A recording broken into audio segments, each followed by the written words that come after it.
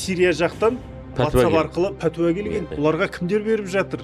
Неге бұлар кәдімгідей домбыра харам деуді насихаттап жатыр? Сол көрт тышқанында жазады, жамағаттар мемлекеттік органдарға қалай еңеді. Қазір денеме жара шықса, не оны дәрімен емдеймін, не операциямен сылып алып тастаймын.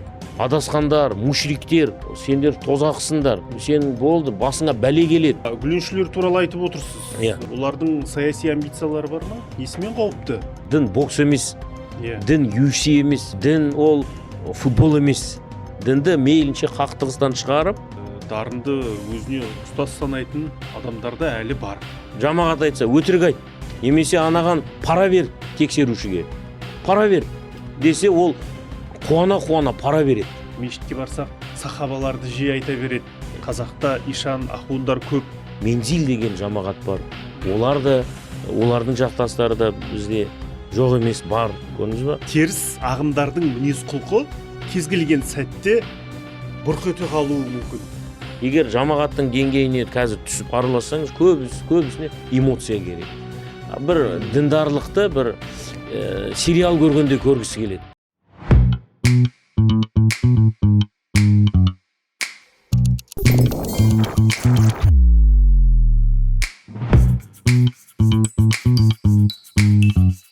Бұл Ербол Сейілханның YouTube арнасы.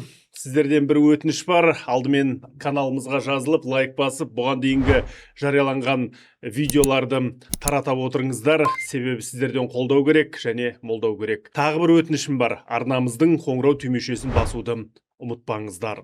Ал бүгін Сейілханның студиясында қонақта біздің тұрақты сарапшымыз, исламтанушы Асқар Сабдин. Ассалаумағалейкум. Уағалейкум салам. Қайырлы күн. Рахмет. Жақсы. Бәрі жақсы.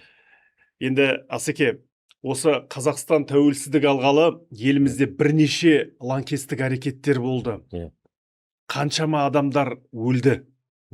Енді қазір радикалдық бағыттағы ағымдар бір тынышталып қалған сияқты. Үй менікі деме, үй артында кісі бар дейді қазақ. Теріс ағымдардың мінез құлқы кез келген сәтте бұрқ ете қалуы мүмкін. Қазір Қазақстанға қандай ағымдар қауіпті? Кімдерден сақ жүруіміз керек? Жалпы Қазақстанда жеке субъективті санауым бойынша 30-дан астам әртүрлі ұранмен қызмет атқарып жатқан діни мотиві бар жамағаттар жұмыс жасап жатыр. Соның ішінде тыйым салынғандар бар, ат-такфир валь-хижра секілді.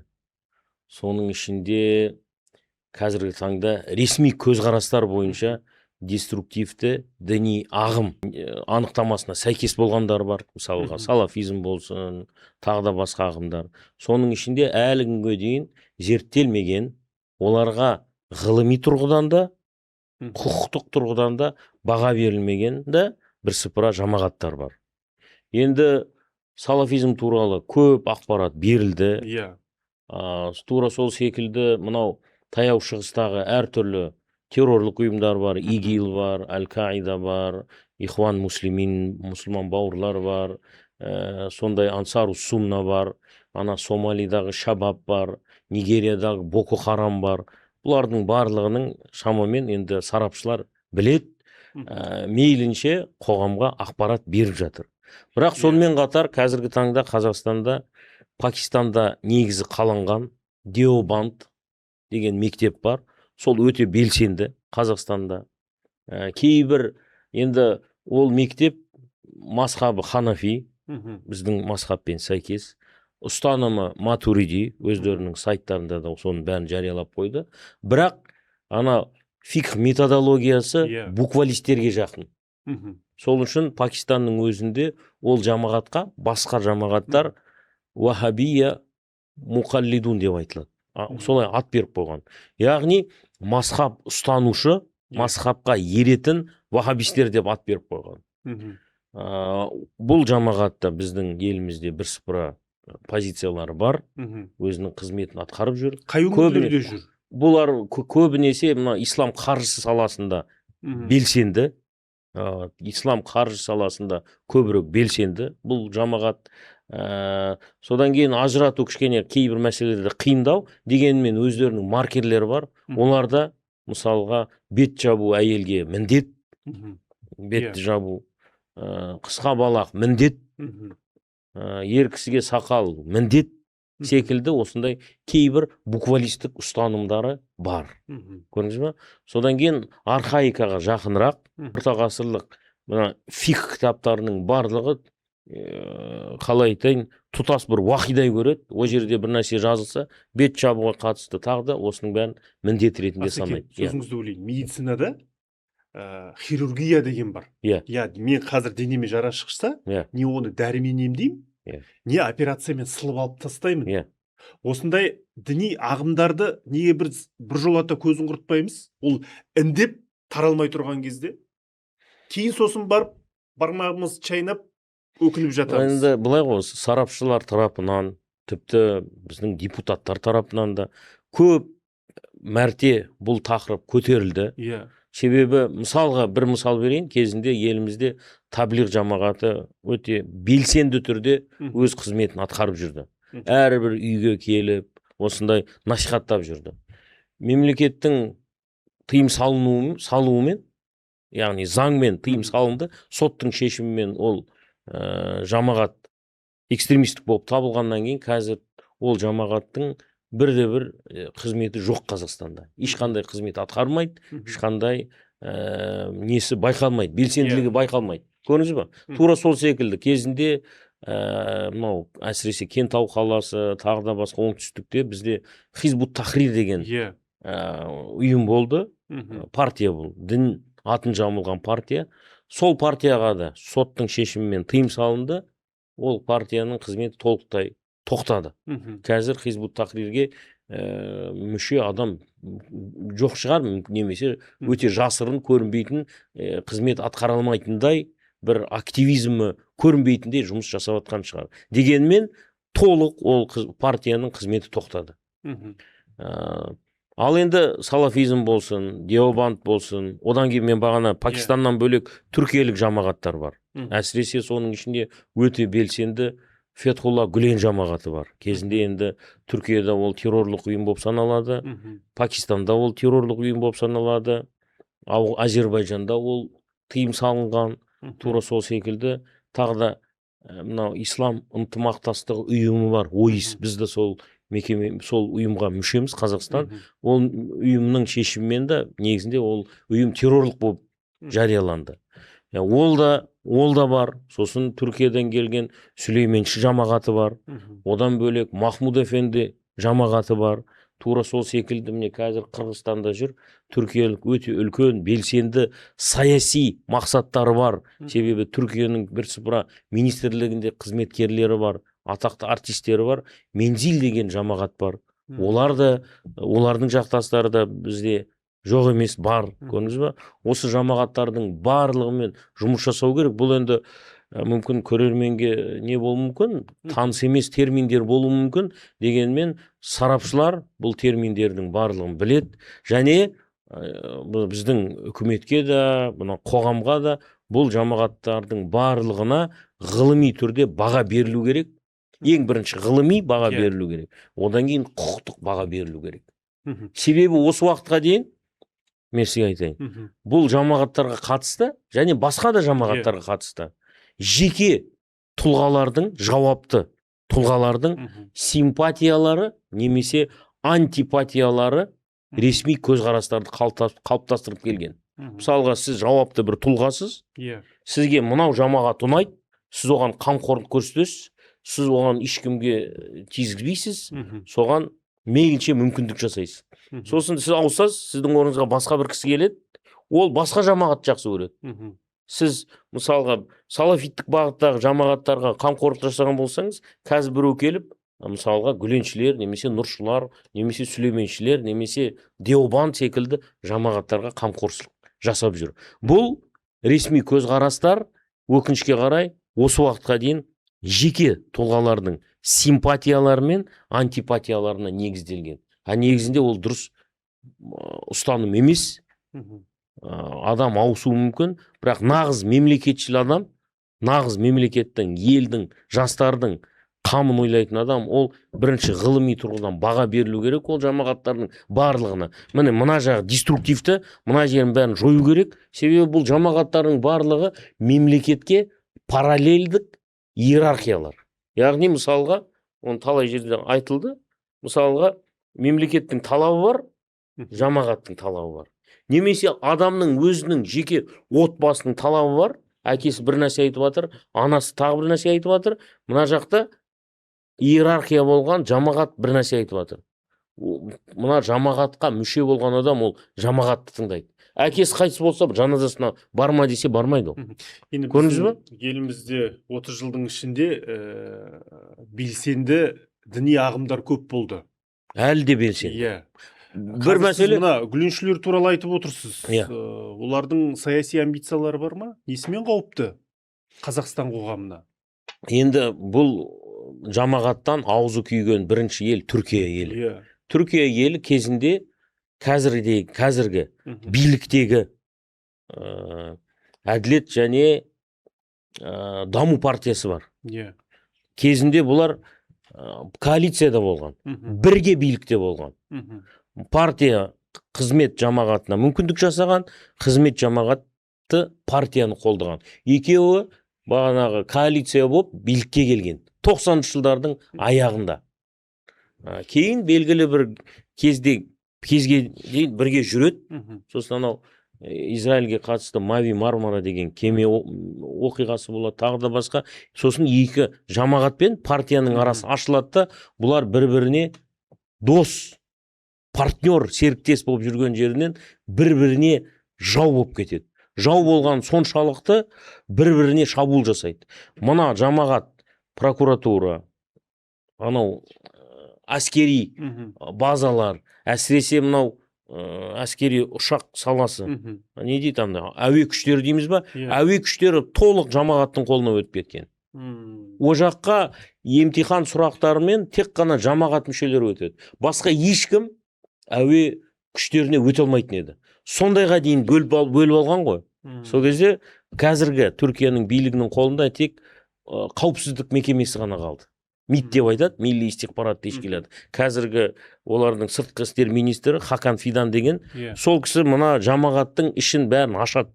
Байлог деген мессенджері бар, сол байлогтың несін ашады да бүкіл конспирацияны көреді, бүкіл құрылымды көреді. Әлемдік деңгейде анау ижра хейеті, одан кейін төмен, анау әрбір құрлыққа қарайтын адам, оның астында қандай бөлгешілер бар. Бөлгеш деген әрбір регионға қарайтын тұлғалар.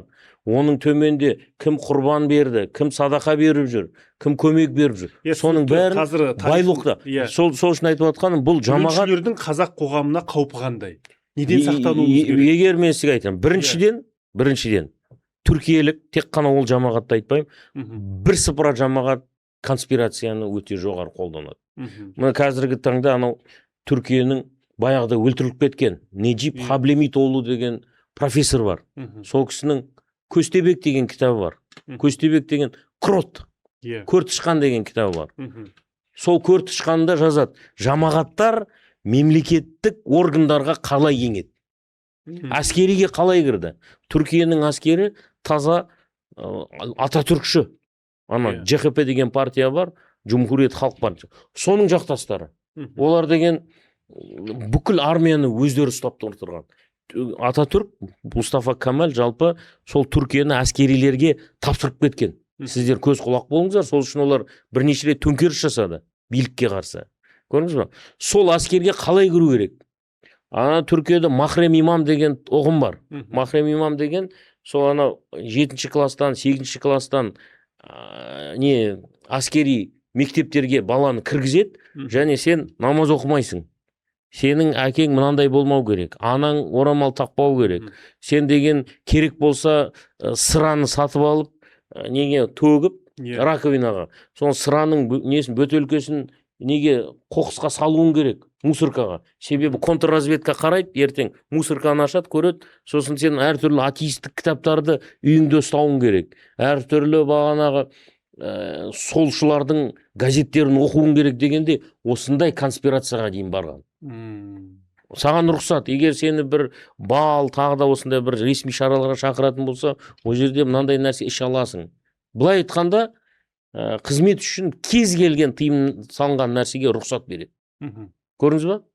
Вот. Діни рәсім ол да керек емес. Бәрі бүкіл жамағаттардың адептері бүкіл қызметін, бүкіл ойын, бүкіл мақсатын жамағаттың пайдасына ойлау керек дейді. Бұл жамағаттың мүддесі дінмен қақтығысқан кезде.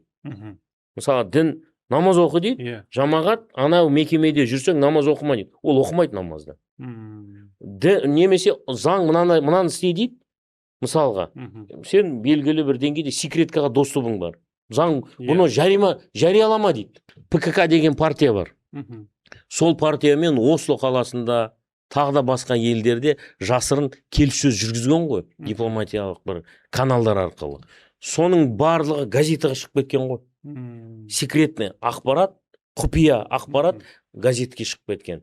Қауіпсіздік кеңесі бар Түркияның. Қауіпсіздік кеңесі. Енді мемлекеттің ол құпиясы. Сол қауіпсіздік кеңесінде қаралған мәселелердің бәрін газетке шығарған. Себебі ол жамағаттың мүддесіне істейді. Ол мемлекеттің құпиясы ғой. Мемлекетшілдік деген тақырыпты көп жағда елемейді. Кез келген, бұл тек қана бір жамағатқа тән нәрсе емес, кез келген жамағат ол альтернативті иерархия болып табылады. Және оған бағыну Құдайға бағынудан жоғары, ата-анаға бағынудан жоғары, мемлекетке бағынудан жоғары. Барлық мүдде тек осы жамағатқа істеу керек. Және мүдделер қақтығысы болған кезде жамағатқа фанат болған тұлға ол міндетті түрде жамағаттың мүддесін жоғары қояды. Сіз тексерушісіз, келдіңіз маған, тексеріп жатсыз мекемемді. Жамағат айтса, өтірік айт, немесе анаған пара бер тексерушіге. Пара бер десе, ол қуана пара береді. Ақшаны таратады, взятканы таратады. Сотты сатып ал, соған барып взятка береді. Көрдіңіз ба? Осындай жамағаттың мүддесі үшін кез келген мүддені аяқ асты ететін ұстаным бұл Қазақстанға қауіпті болып есептеледі. Ал Қазақстанда гүленшілердің жақтастары көп пе? Олардың саясатта да аз емес екенін айтады. Аз емес. Тағы да айтайын, осы уақытқа дейін бұл жамағаттарға ғылыми баға берілмеді. Бізде енді талай площадкаларда ұсынып жүрміз. Бізде ешқандай дінге қатысы жоқ мекемелер бар. Мысалға, саясаттану және философия институты бар. Зайырлы ғұламалар жұмыс істейді ол жерде, ғалымдар. Бізде зайырлы университеттер бар. Әл-Фараби атындағы Қазақ ұлттық университеті бар. Гумилев атындағы Евразия ұлттық университеті бар. Ол жерде мықты дінтанушылар бар. Түркістанда Қожа Ахмет Яссауи университетінде бар. Осы дінтанушыларды қолдап, сол зерттеулерді жүргізу керек деп ойлаймын. Себебі ислам әлемі осындай жамағаттардан өте көп зардап шекті. Әсіресе бұдан ең көп зардап шеккен Осман империясы. Әр түрлі көтерілістер болған. Түркияның қазіргі күн тәртібінде бар. Шейх Саид көтерілісі бар. Мына Ирактағы Кәлсанзани жамағаттың аты Нақшбанди жамағаты бар. Қарулы күштерге кіріп, сол жердегі генералдарға үгіт насихат жүргізіп, генералдарды билікке емес, үкіметке емес, өздеріне бағындырып қойған ғой. Түсінікті. Енді Асеке, осы біз діни ағымдармен күресу үшін мына Ханафи мазхабының әлеуетін қаншалықты пайдаланып жүрміз? Қазақстандағы Ханафи мазхабының ерекшелігі неде?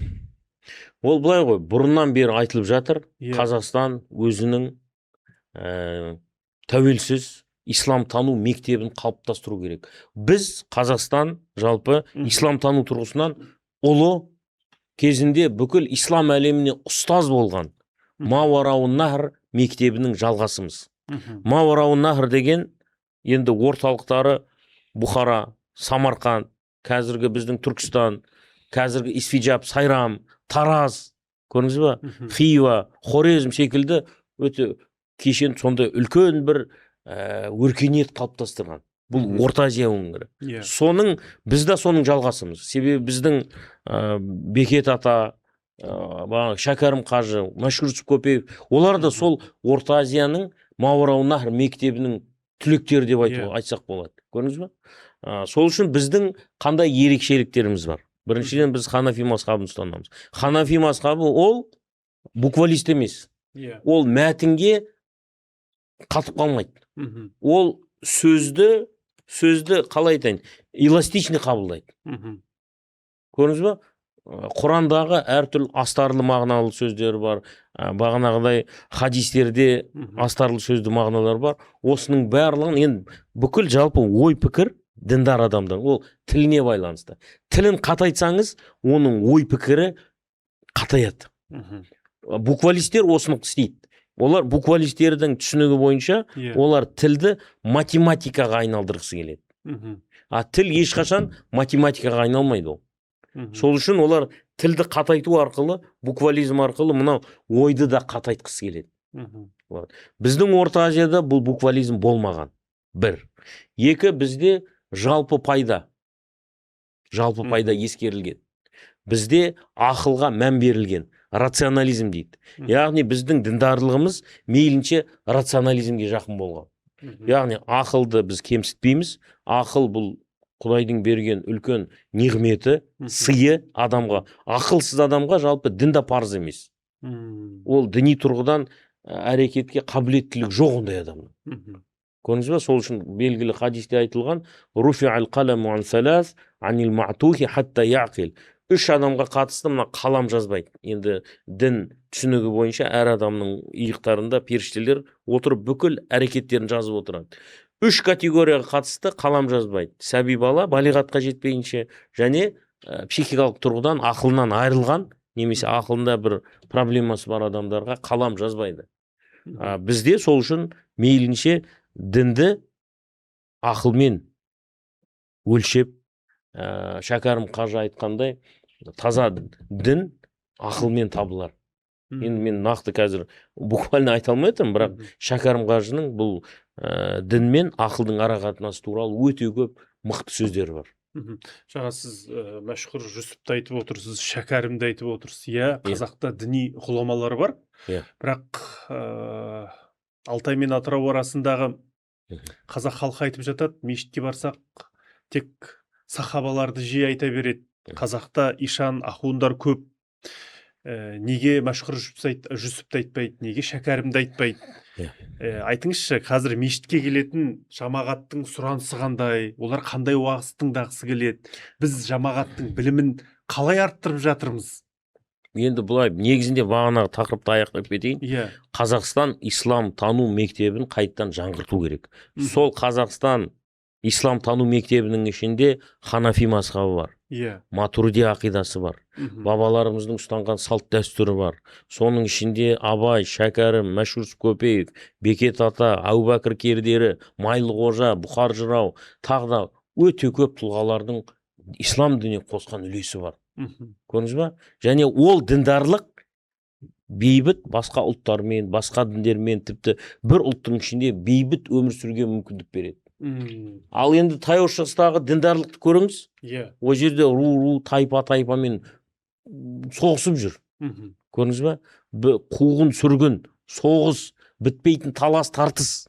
Екінші мәселе, біздің діндарлығымыздың бір сипаты, біздің енді ауыз әдебиетіміз белгілі ғой. 100 томдық бабалар сөзі деген жинақ бар.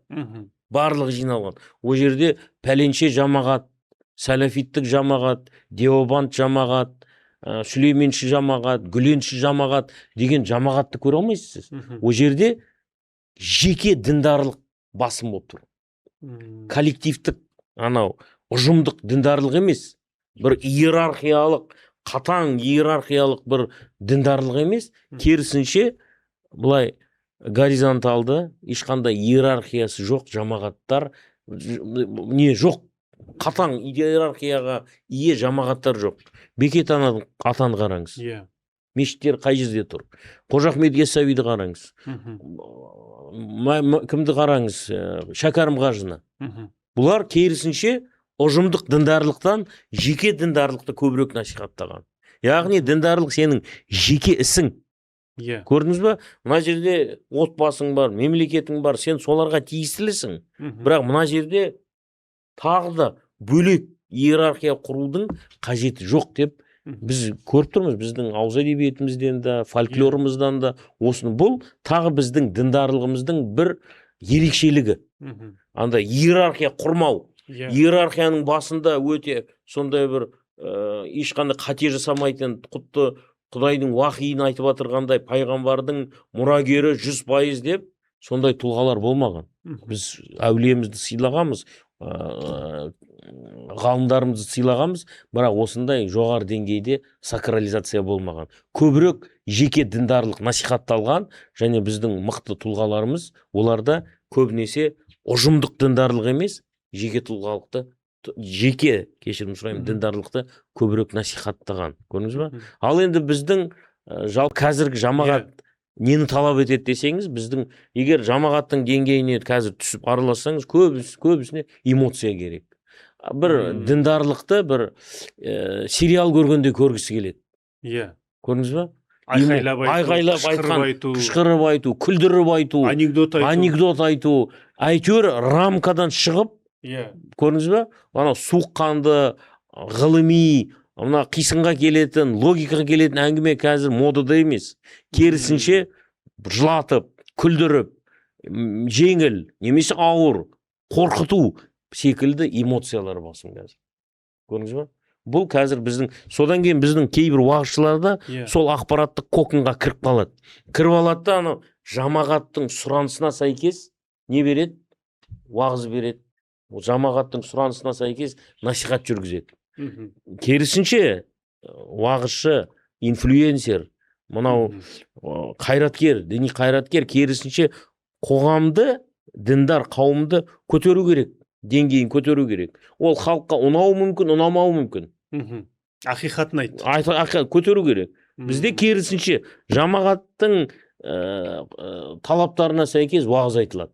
Көрдіңіз ба? Бұл жерде әрине кейбір материалдық мәселелер де бар. Себебі көптеген діндар, уағызшылар, ұстаздар, олар жамағатқа тәуелді материалдық тұрғыдан. Жамағат оларды көтереді, жағдайын жасайды, мүмкіндік береді, монетизация бар. Содан жамағатқа жағатындай, осындай жеңіл-желпі күлкіге, немесе қорқытуға, немесе тағы да осындай бір хайпқа негізделген уағызды көбірек айтуға тырысады. Яғни діни эмоцияның саудагері дейтін сіздің жиі айтатын сөзіңіз бар ғой. Өкінішке қарай дін қазір эмоция базарына айналып кетті, және сол эмоция базарының саудагерлері қазір таңда аз емес, көп. Сол үшін біздің қазір саламызда айыппұл салынып жатқан уағызшылар аз емес. Әрбіреуіне айыппұл салынып жатыр. Неге? Себебі шекарадан шығып жатыр. Қызылсыздықтан шығып жатыр, заңды бұзып жатыр. Ол заңды бұзу әкімшілік жауапкершілікке тартылып жатыр, кейбіреулері қылмыстық жауапкершілікке тартылып жатыр. Соның ішінде діннің де шекарасын кейде бұзады. Себебі дінде өзінің уағыз насихат методикасы бар. Құранда белгілі аяттар бар, хадистер бар. Бұлар бәрі ана уағызшыға белгілі деңгейде жауапкершілік тартады. Мысалы Құранда «Уд'у иля сабили раббика бил хикмати вал мау'изатил хасана важадилхум биллати хия ахсан» деген аят бар. Дінге шақыратын болсаң, даналықпен, хикметпен шақыр. Хикметпен шақыр. Және жақсы мауғизамен, жақсы насихатпен, және тартысатын болсаң, ең көркем түрде тартыс дейді. Бізде тартыс қазір көркем емес. Бізде қазір интернетке кірсеңіз, діндар қауым атеист қауыммен, немесе тағы да әртүрлі жамағаттар өз араларында, кәпірлер, адасқандар, мушриктер, сендер тозақсыңдар, сен болды, басыңа бәле келеді, сен Құдай саған не дейді, мейірім шапалағын ұрады секілді осындай нелер көп басым, поляризация басым, бөліну басым. Көрдіңіз ба? Сол үшін уағыздың да өзінің тәртібі бар, әдісі бар. Құранда «Вәлә тасуббу ллазина яд'уна мин дуниллахи фаясуббуллаха адван биғайри илм» деген аят бар. Сіз басқалардың құлшылық жасап жатқан тіпті объектілеріне тіл тигізбеңіздер дейді Құран. Мысалы, біреу пұтқа табынып жатыр ма? Біреу тағы бір нәрсеге, бір объектіге табынып жатыр ма? Сен оның табынып жатқан нәрсесіне тіл тигізбе дейді. Сөкпе оған. Бұл Құранның аяты. Себебі біз бір қоғамда өмір сүріп жатқан. Біреу енді қоғамда олар бар, біреулер пұтқа табынады, біреулер енді жануарларға табынуы мүмкін, тағы біреулер әртүрлі объектілерге табынуы мүмкін. Сол үшін дінде олардың табынып жүрген объектілеріне тіл тигізбе деген аят бар. Көрдіңіз бе?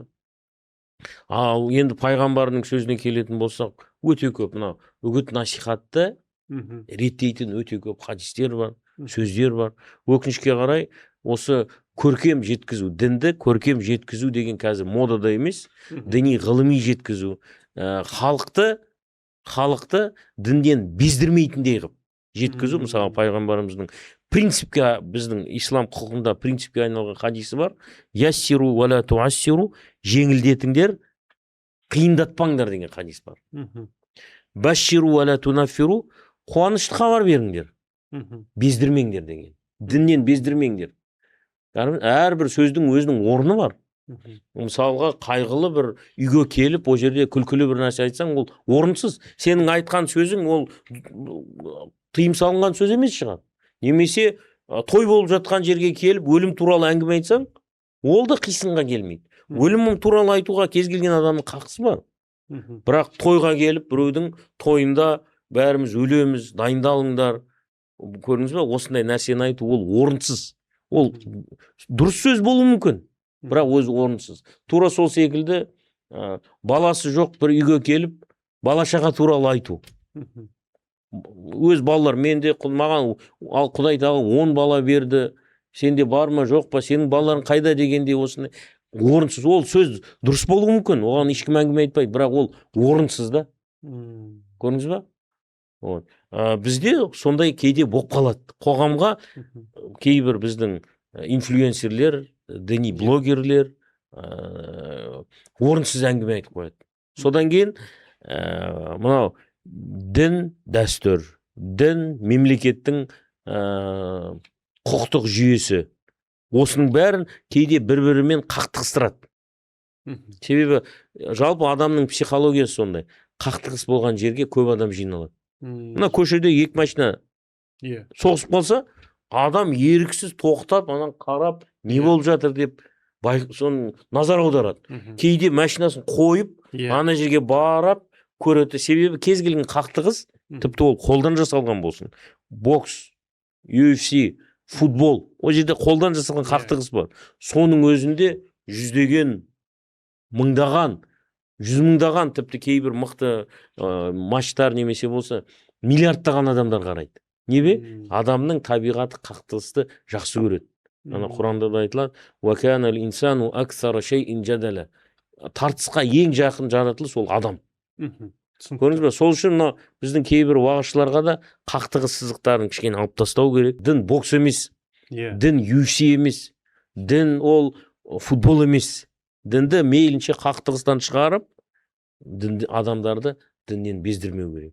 Ана қақтығысқа ұшып келген адамдар бүгін діндар, ертең тастайды, дінін тастайды. Бүгін бір күн орамал тағады, екінші күн тастайды. Себебі ол діннің өзінің ана хикметіне келген жоқ. Ол сол діннің бір қақтығыс эмоциясына келген адам ғой. Енді эмоцияшыл, хайпшыл сіз айтып отырған ұстаздар не болса соны айтып жатыр. Аузына келгенін айтып жатыр. Өкінішті. Енді сіз жаңа оларға миллионға жуық айыппұл салынып жатыр. Бірақ өзгеріп жатқан ештеңе жоқ сияқты. Енді қазір сол айыппұл салған екі кейсті талқылайықшы. Дарын Мубаров дейтін азамат бар. Заңсыз уағыз айтқан үшін 765 мың теңге айыппұл арқалады. Бұған дейін атақты уағызшыға айыппұл да салынған екен. Жалпы айыппұл Дарынның уағыз жүргеніне кедергі бола ма? Дарын Мубаров қандай ағымда? Енді бұлай, бұл жерде тұлғаларды талқылағым келмейді. Кейс талқылайық, біздің Қазақстан Республикасының заңы бойынша дінге қатысты ақпаратты не діни бірлестіктер жүргізеді, немесе ақпараттық түсіндіру тобының мүшелері жүргізеді, теологтар жүргізеді. Осы тақырыптарды мысалға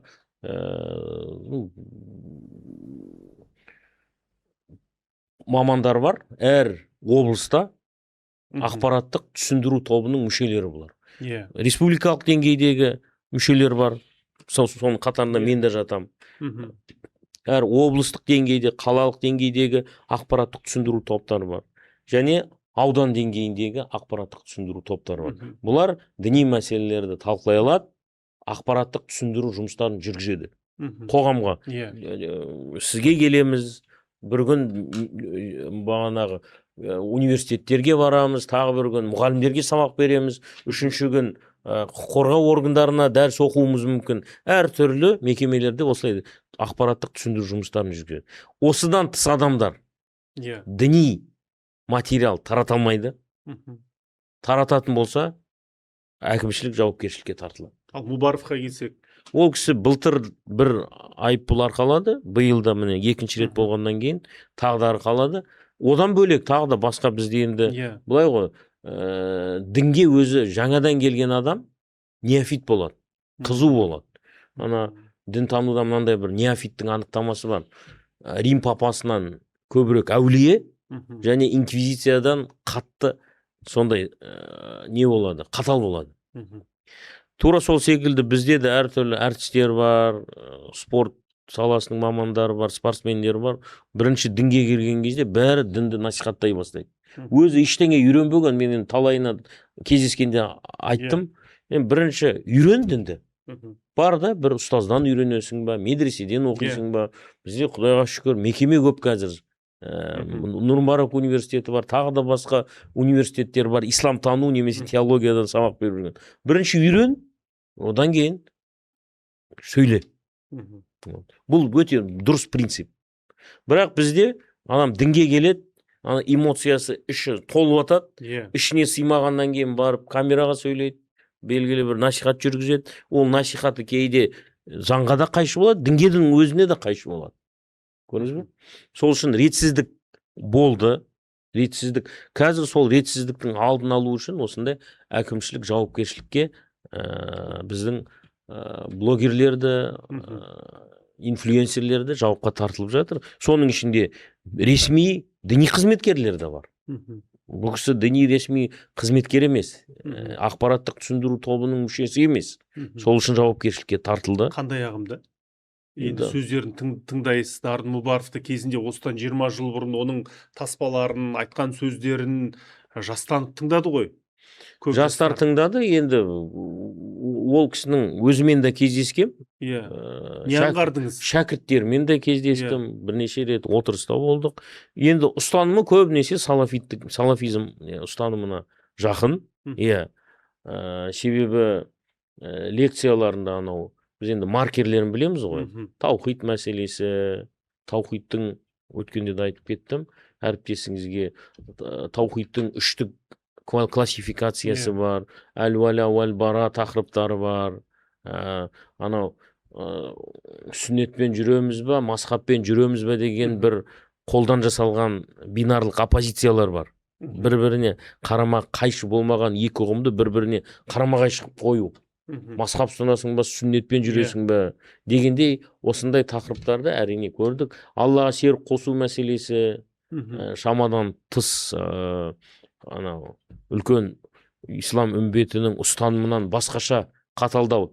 Сосын мұсылмандардың кейбір жасаған әрекеттері бидғат деп тану секілді ұстанымдар. Әрине арнайы бір анализ жасаған емеспін, дегенмен осындай өзімен және шәкірттерімен кездескен кезде осындай бір пікір қалыптасты. Бірақ зерттеу қиын емес. Қазір бүкіл бұрыннан бері келе жатқан уағыздарын тыңдайтын болсаңыз, ол жерден портрет шығады. Кез келген маман бұл портретті сізге шығарып бере алады. Енді дарынды өзіне ұстаз санайтын адамдар да әлі бар. Ол кісі енді бірсыпыра адамның дінге келуіне себепші болды, оны да жоққа шығармау керек. Дегенмен кейбір өзінің де шәкірттерінің де кейбір ұстанымдарына коррекция керек. Жуырда Алматы қаласы полиция департаменті атеистерді сиырға теңеген Нұржан Смағұловты әкімшілік жауапкершілікке тартты. 108 мың теңге айыппұл салды, әкімшілік жаза тағайындады. Бұл да әрекетін қолдайсыз ба? Кімнің? Атеистерді сиырға теңеуді. Жоқ, бұл жерде ол ресми Нұрымбарактың ұстазы, ол кісімен жұмыс жүргізілген. Бұл жерде бір нәрсені айтуға болады, заң бәріне тең. Сен ұстазсың ба, сен діни қызметкерсің ба, сен діни қызметкер емессің ба, сен қай дінденсің, бәріне заң тең болу керек, және бұл соның көрінісі. Яғни маған ғана айыппұл саламыз, өзіміздің мана ресми қызметкерге салмаймыз деген сөз емес. Бұл жерде жалпы енді ол бір ұжымда жұмыс жасап жатқан ұстаз ғой. Оған о жерде де ескерту жасалған. Сонымен қатар полиция қызметкерлері де айыппұл салған. Бұл жалпы анау дағуат әдісін қолдамаймын. Сондай бір айыптаушы дағуат, қалай айтайын, сөгуші дағуат дейміз ба. Орысшада язык ненависти деген нәрсе бар. Көрдіңіз ба? Язык ненависти. Талдау деген нәрсе бар. Сыни көзқарас деген нәрсе бар. Бірақ адамдарға сөгу, адамдардың абыройын, қадір қасиетін түсіру деген ол бөлек нәрсе. Көрдіңіз ба? Сол үшін осының ара-жігін ажыратып білу керек. Талдаймыз, сыни тұрғыдан талдауға тырысамыз, зерттейміз, зерделейміз, нәтижесін айтамыз. Бірақ ол анау дұшпандық және өшпенділік тіліне айналмау керек. Олар өшпенділікті кеңінен насихаттап жүр. Мысалға, ол атеист па, кришнаит па, ол намазға жығыла ма, жығылмай ма, дін жолында жүре ме, жүрмей ме, ол адамдарды кәпір санайды. Жек көреді. Соны ашық мына интернет құралдары арқылы сол өшпенділік ойларын таратады. Сол өшпенділік тілі және өшпенділік әрекеттері біздің Қазақстан Республикасы заңы бойынша және халықаралық құқық бойынша, соның ішінде ислам құқығы бойынша бұл дұрыс нәрсе емес. Бұл кем дегенде бағанағыдай әкімшілік жауапкершілікке тартылады, осыны жасаған адамдар. Сол үшін өшпенділікке жол бермеу керек. Біз бір қоғамда өмір сүріп жатырмыз. Ішімізде әртүрлі дін өкілдері бар. Ішімізде әртүрлі дүние танымдық парадигмаға ие тұлғалар, азаматшаларымыз бар.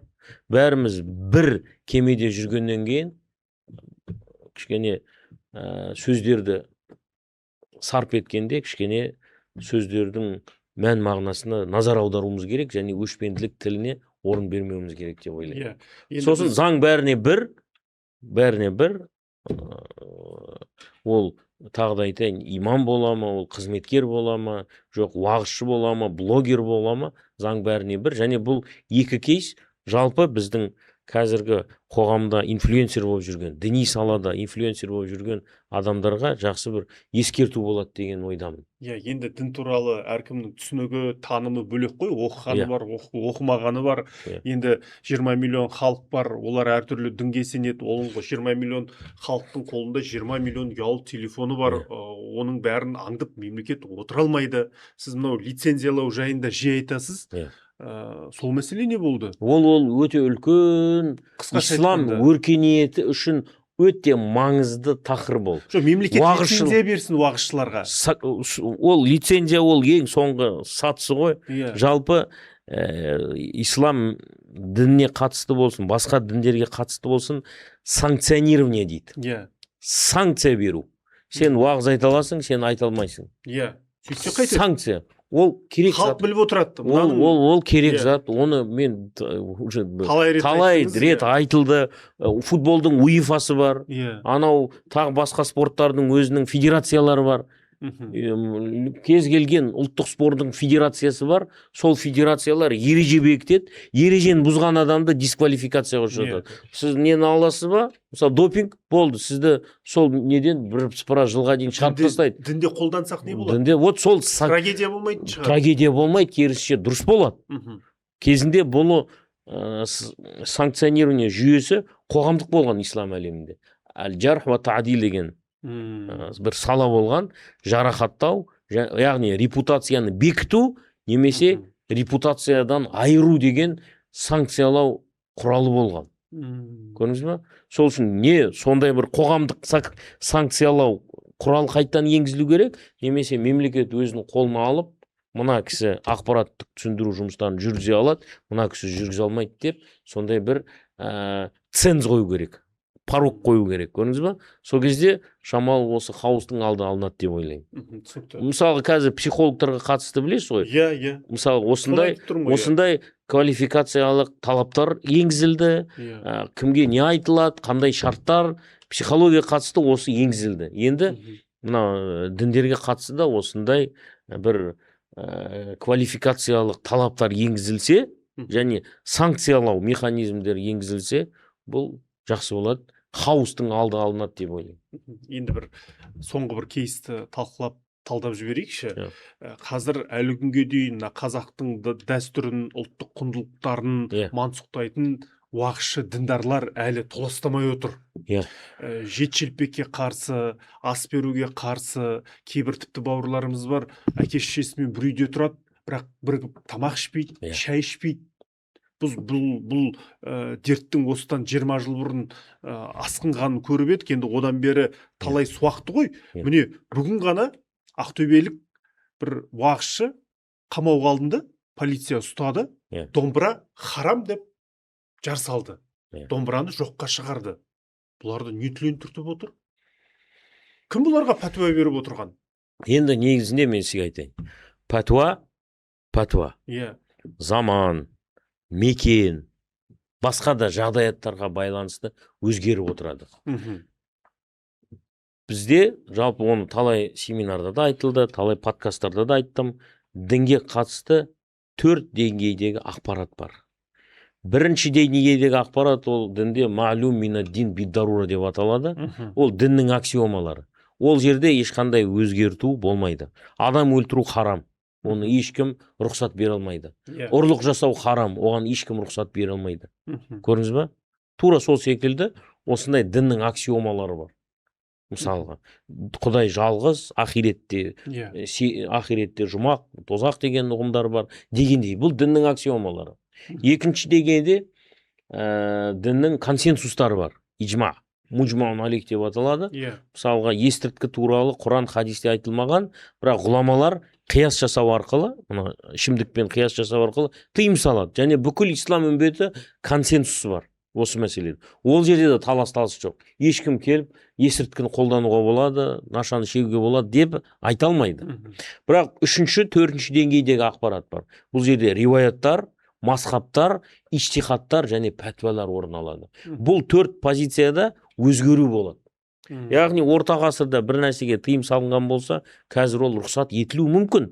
Мысалға, 2-3 ғасыр бұрын бүкіл мұсылман ғалымдар кофе харам деп кітап жазған.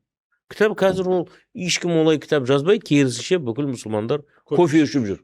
Кофе ішіп жүр. Көрдіңіз бе? Тура сол секілді бір мысал берейін енді. Кішкене қиын мысал дегенмен біздің кез келген орта ғасырлық кітаптарды ашсаңыз, бетінде несі шықпаған ер баланың бетіне қарауға харам деп кітап жазады. Мардан деп. Мардан деген тақырып бар.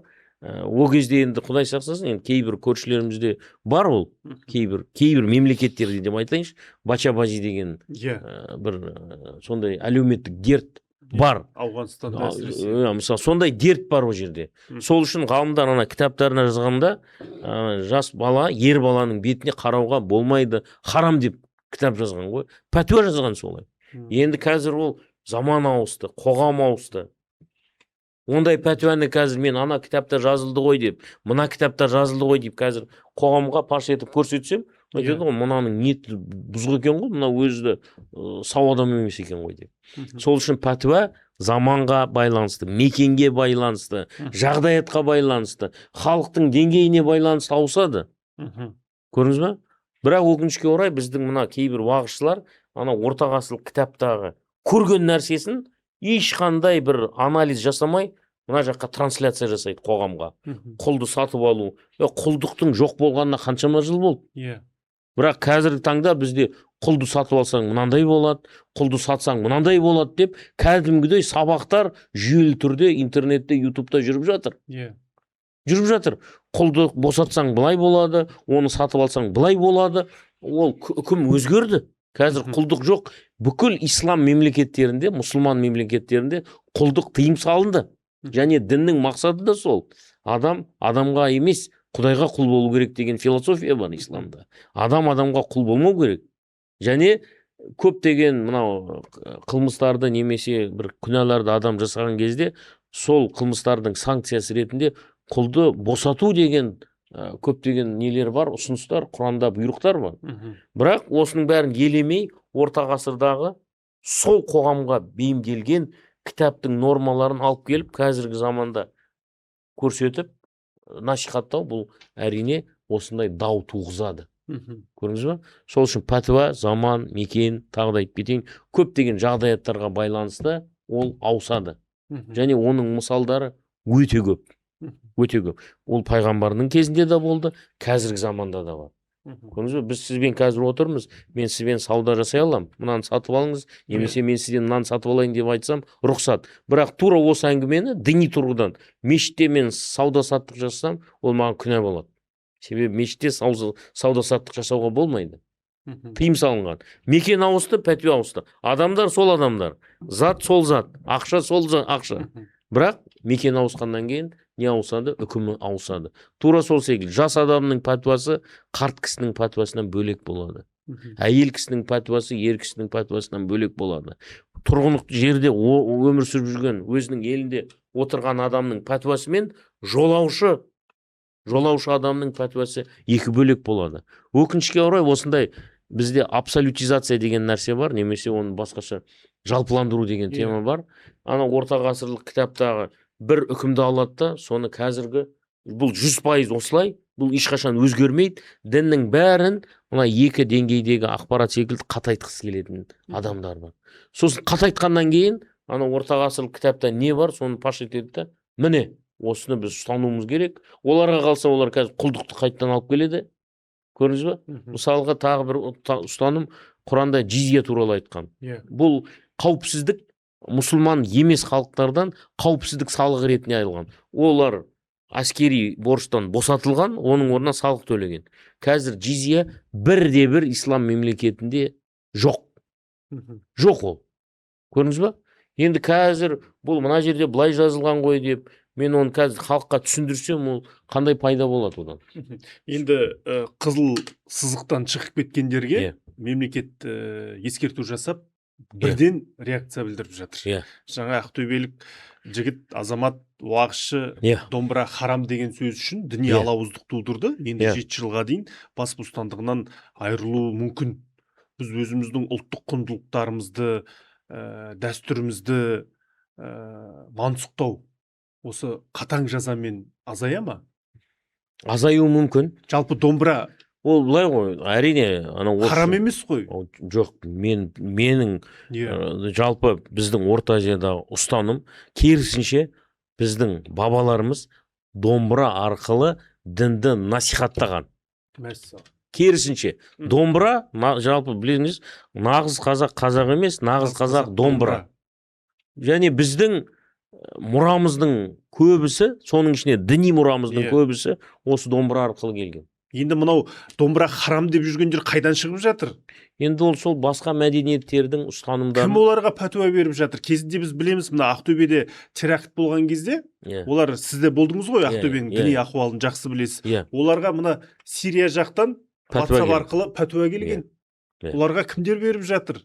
Неге бұлар кәдімгідей домбыра харам деуді насихаттап жатыр? Енді бұлай, жалпы бұл музыка мәселесі ғой. Әсіресе салафиттік бағытта музыканың әрбір түрі харам. Яғни салафиттер. Жоқ, салафиттер ғана емес, соның ішінде кейбір біздің ханафи мектептері де бар, қатал. Олар да харам дейді. Кез келген музыка харам дейді. Оның ішіне әнұранды да кіргізіп жібереді. Ол кейбір өте сол қатал жамағаттардың ішіне өте жұмсақтарының өзі айтады. Әнұранға келгенде оны білмейміз дейді да, ол харам ба халал ма?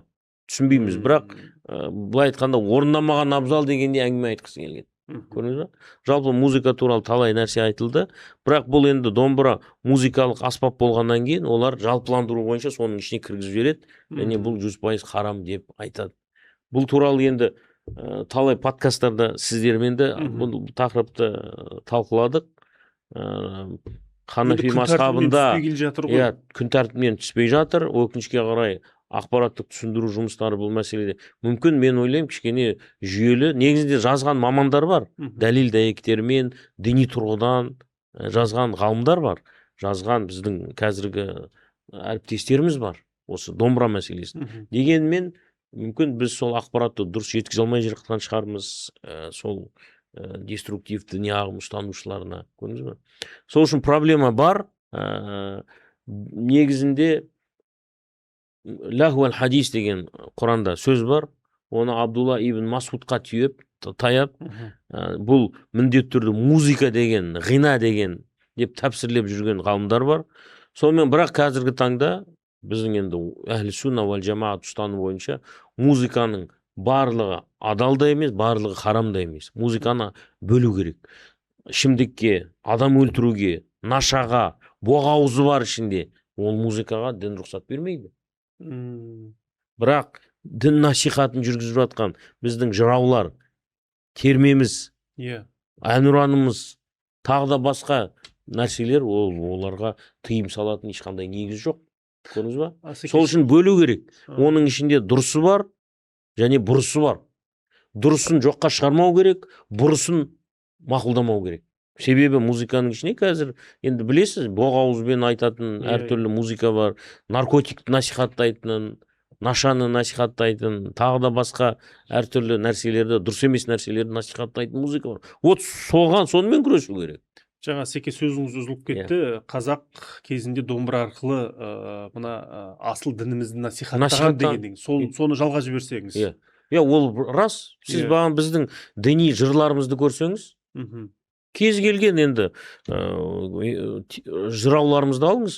Бұхар жыраудың Құдайдан тілеген тілектері, мысалға, Майлы Қожаның термесі, Сүгірдің, Қашағанның, Ақтанбердің, көрдіңіз бе, Әбубәкір Кердерінің қандай термелері бар. Дінге қатысты, көрдіңіз бе, билерге айтқаны, көп шал ақынның кез келген біздің жырауды алыңыз, бағанағыдай несінде, мұрасында сіз өте көп көлемді діни насихат көре аласыз. Көрдіңіз бе? Сол үшін керісінше менің жеке ойым жалпы біздің діни насихатта осы жыраулардың мұрасы, термелер жетіспей жатыр. Мысалға мен жақсы байланыстамын, Ақтөбеде Әділбек Сарин жырау бар. Сол кісінің пайғамбарлар жыры, пайғамбар жыры, көптеген бұрыннан қалған Өсербай жыраудың жырлары, қазір ол кісі де бар. Наурызбек жыраудың жырлары мысалға. Оның іші толған дін ғой, былай айтқанда. Көрдіңіз бе? О, дәстүрлі деп соны айтуға болады. Көрдіңіз бе? Және ол діндарлық өшпенділікті насихаттамаған. Керісінше бүтіндікті насихаттаған. Елдің мүддесін насихаттаған. Халықтың мүддесін насихаттаған. Көрдіңіз бе? Сол діндарлықтың формаларына біз жалпы мұқтажбыз деп ойлаймын. Түсінікті.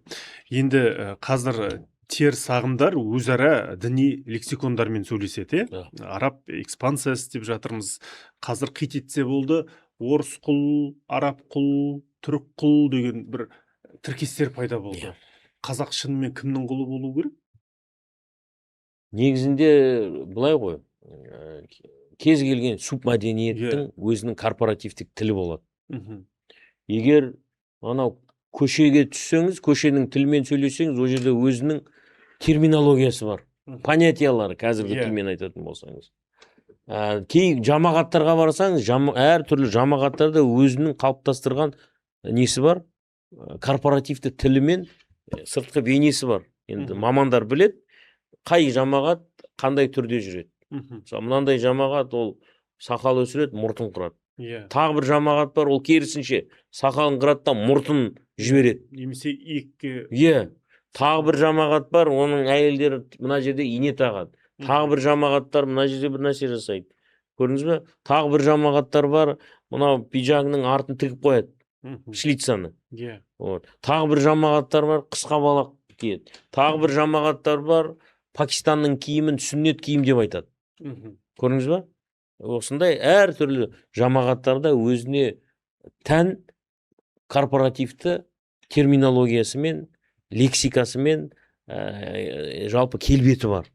Бұл енді конституциядан бұл әр адамның өз құқығы дегенмен, бұл жерде біздікі ғана дұрыс, осы киім үлгісі сүннет, осы киім үлгісі ғана дұрыс, мына басқаша киінгендер немесе басқаша келбеттегілер дұрыс емес деген мағынаны білдірмеу керек. Тағы да айтайын. Жалпы лексиканы, тілді де қолданғанда мен енді лингвист емеспін дегенмен кез келген ұлт қазір жалпы ұлт деген кім дегенде ұлт ол қан емес. Ұлт ол мәдениет, культура. Ал культураның негізгі фундаменті ол тіл. Көрдіңіз ба? Сол үшін кейбір адам болуы мүмкін, мысалға Бергер марқұм ақсақал. Ол менен артық қазақ шығар. Себебі оның тілі мен мәдениеті менің тілімнен көбірек, ол кісі біздің тілімізді білген, салт дәстүрімізді көбірек білген. Яғни біз әуелі қазақпыз, содан кейін барып мұсылманбыз. Жоқ, бұл жерде айтпағым, жалпы ұлт деп жатсыз ғой. Ұлт деген не дегенде, ол ұлт химия емес. Химия деген қан, анау не емес. Ұлт деген ол мәдениет. Кім осы мәдениетті қабылдаса, осы мәдениетке сәйкес өмір сүрсе, ол қазақ, ол қазақстандық болып есептеледі. Ал кім ол руым пәленше, атам мынандай деп айтып отырып, мына мәдениетті жоққа шығарса, мансұқтаса, тіпті ол діндар болсын, діндар болмасын, ол өзін осы ұлтқа жатқыза алмайды деп есептеймін. Түсінікті. Енді қазір дін деп аяғын теріс басып жүргендер көп қой. Енді діннің формуласы қандай болуы қажет? Шынайы мұсылманның белгілері қандай? Жалпы діннің үш тұғыры бар. Сенім жүйесі, іс-әрекеттер және құлық мінез. Сенім ақида, іс-әрекет фикх және құлық мінез бұл әдеп, мораль. Енді қазіргі таңда осы үш тұғырдан біздің қоғамымызда діндар қауымның ішінде, мен ислам сегментін айтып отырмын.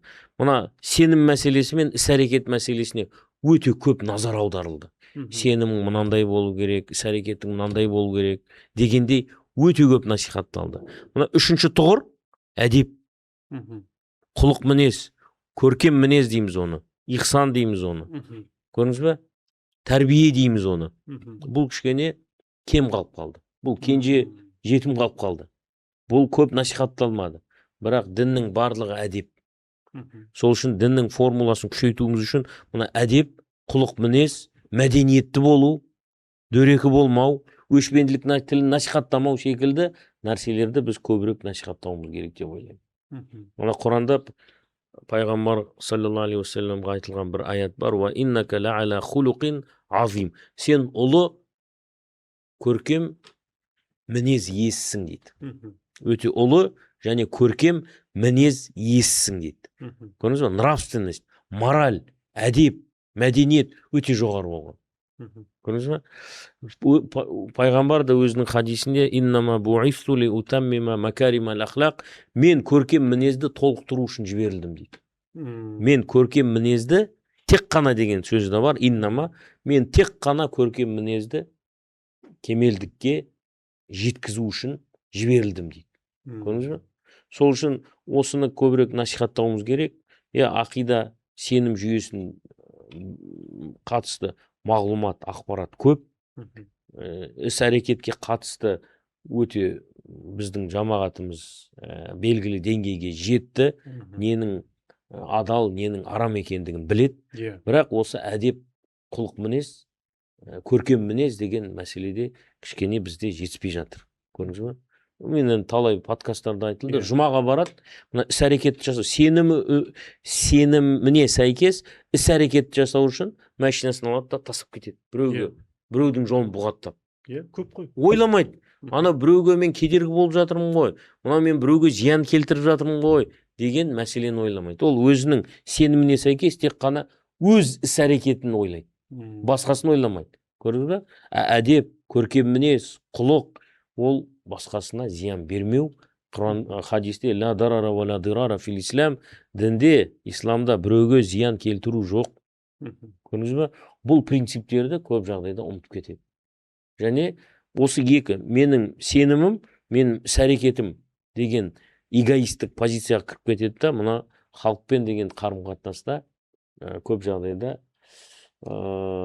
көркем мінез көрсете алмайды. Енді уақытымыз Иә. мен шектеулі, сол үшін бір хадисті айтып кетейін. Баяғыда пайғамбар саллаллаху алейхи вассаламнан бір әйел кісі туралы сұраған ғой. Күндіз ораза ұстайды, Иә. түнде намаз оқиды. Бірақ көршісін ренжітеді. Былай айтқанда, сеніміне сәйкес іс-әрекет жасап жатыр. Бірақ көршісін ренжітеді. Пайғамбардан бұл әйелдің жағдайы қандай дегенде, ол кісі тозақылық деген. Енді тағы бір кісі туралы сұрайды. Ол әйел кісі күндіз нәпіл ораза ұстамайды, түнде намаз, тахаджуд деген намаз бар, соны оқымайды, бірақ көршілермен өте жақсы қарым-қатынаста. Көрдіңіз бе? Және кейде құрғақ сүтпен садақа береді. Құрғақ сүт деген біздің мағынада құрт қой, ірімшік, сондай нәрселерді біреулерге садақа ретінде береді. Сондай кісіге пайғамбарым бұл әйел жұмаққа барады деген. Көрдіңіз бе? Сол үшін, ораза ұста, намаз оқы, бірақ мына қоршаған ортаға зиян келтірме. Қоршаған ортаның барлығы бізге аманат, Құдайдың берген аманаты, тура денсаулығымыз біздің, қоршаған ортамыз, отбасымыз, бала-шағамыз, қызметіміз, мына еліміз, жеріміз бізге діни тұрғыдан барлығы аманат болып есептеледі. Аманатқа қиянат жасамау керек, сол үшін әдепті болуымыз керек, құлық мінезіміз көркем болу керек дегенде, осындай діннің формуласы күшейту үшін осы әдеп жағын кішкене күшейтуіміз керек деген. Түсінікті. Енді 90 ауыз сөздің тобықтай түйіні бар. Әңгімемізді жүйелейік. Айтып жатырмыз, сан түрлі уағызшы бар. Интернеттен небір уағыздар айтылып жатыр. Енді халық сол теріс ағымға еріп кетпес үшін, солардың құрбаны болып кетпес үшін не істеу керек? Интернет желісінде әсіресе кімді тыңдау қажет? Терістің мен жатағымды өзіміздің дәстүрлі ханафи мазхабынан қалай ажыратамыз? Сол туралы бір сарапшы ретінде кеңес беріп жіберсеңіз, мына Ербол Сейілхан YouTube арнасының көрермендері үшін. Енді деструктив діни ағымның белгілері көп. Деструктив діни ағымдардың мүмкін бірінші белгісі антиинтеллектуализм шығар. Ғылымға, білімге, ақылға қарсы әңгіме айту. Ақыл адастырады, білімнің пайдасы жоқ. Ол дүнияви білімнің бәрі малғұн, керек емес дегенде, осындай ілімге, білімге, ғылымға, пікірге, ой өріске қарсы, ақылға қарсы әңгіме айту. Ұлттық дәстүрімізді мансұқтау. Ол екінші. Оның аты, оны талай подкастада айтылды ғой, оның рецептін Оливье Руа деген франциялық ғалым берген, діннің декультурациясы, діннің мәдениеттен ажырауы. Яғни мәдениет, салт дәстүр, әдет ғұрып, соның бәрін мансұқтауда деструктив діни ағымның белгісіне жазған. Үшіншісі ол антиисторизм. Яғни тарихи, ол өзінің ұлттың тарихын жоққа шығару. Бабалар адасқан, мынау Абай адасты, Шәкәрім шатасты, Мәшһүр Жүсіп Көпеев мүшрик болды, Түркістан ол шіркістан, біздің еліміздің тарихы дұрыс емес. Сонымен өзінің тарихын мансұқтап, басқа біреулердің тарихын насихаттау. Көрдіңіз бе? Жоққа шығару, оны құнсыздандыру, оны мейлінше сөгу соған, бұл да бір деструктив діни ағымдардың белгісі. Сонымен қатар қылмыстарды дін атын жамылып, қылмыстарға рұқсат беру. Көрдіңіз, қылмыс, адам өлтіру, тонау, ұрлау, атын ауыстырады да, дін атын жамылып, соған рұқсат береді. Бұл көп қылмыскерлерге өте тартымды деструктив діни ағымдардың сипаты болып есептеледі. Адам өлтіре аласың, мынандай себептермен дегендей рұқсат береді. Зорлық, зомбылық жасауға рұқсат береді. Ұрлық жасауға, біреудің мал мүлкін тартып алуға, ұрлық жасауға, мұнай ұрлауға, тағы да басқа, алтын ұрлауға, тағы кез келген нәрсені ұрлауға, қылмысқа рұқсат береді. Бұл да деструктив діни ағымның бір белгісі. Қылмыстарға дін атын жамылып рұқсат беру. Көрдіңіз бе? Тура сол секілді деструктив діни ағымдарда көбінесе өлім культі деген нәрсе бар. Өмір емес, керісінше өмірден суытып, өлімге көбірек насихат жасау, өлімге жақын нәрселерге тарту, немесе өлімі бар, соғыстарға апару, қақтығыстарға апару секілді осындай сипаттар бар. Ал енді дәстүрлі дін туралы бағана айтып кеттік. Жалпы діндарлар зорлық зомбылыққа негізделген діндарлық және бейбіт діндарлықтың ара жігін өзі кез келген адамның басында ақылы бар, ояу жүрегі бар, ар ожданы бар, өзінің совесть дейді ғой. Осының барлығына таразы салып өлшеу керек. Мынау мені қайда апарып жатыр?